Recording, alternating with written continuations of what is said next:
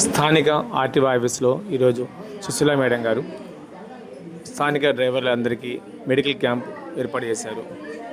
ఈ మెడికల్ క్యాంపులో మాట్లాడుతూ అందరూ మద్యం సేవించకుండా వాహనాలు నడపాలని మరియు వారి జీవితాల మీదే వారి యొక్క ఇతరుల యొక్క భవిష్యత్తు ఆధారపడి ఉందని ఈ సందర్భంగా సుశీల మేడం గారు డ్రైవర్లను ఉద్దేశించి పలికారు.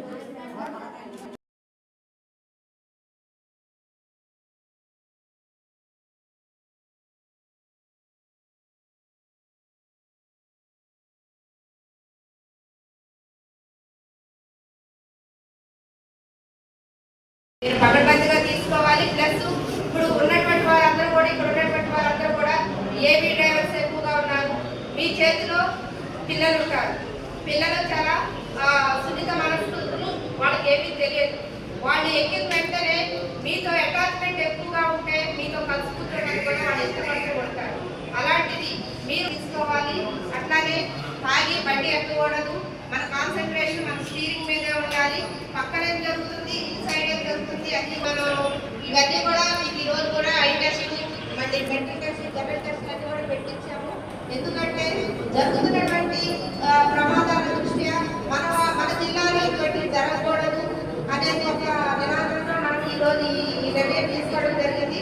సో ఇక్కడ వచ్చిన వాళ్ళకి బస్సులో ఎక్కేటప్పుడు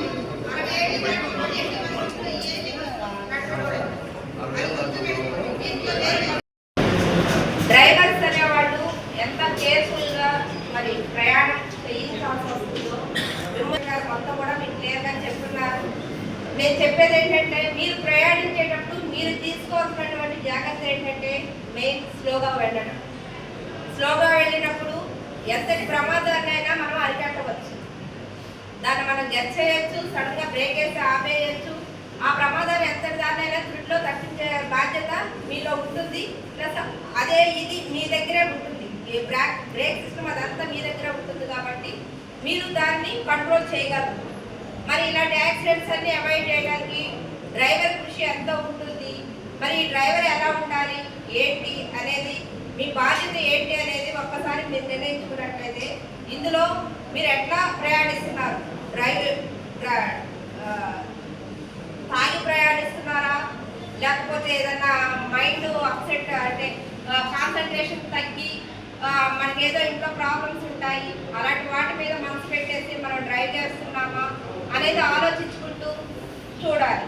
అలాంటి ప్రాబ్లమ్స్ లేకుండా డ్రైవ్ చేసినప్పుడు ఈ యాక్సిడెంట్స్ అన్ని తగ్గుతాయి. ఇప్పుడు మనం చూస్తున్నాము ప్రతి జిల్లాలో బస్సు ఆగిపోవటము, కాలిపోవటము, అందులో 10 మంది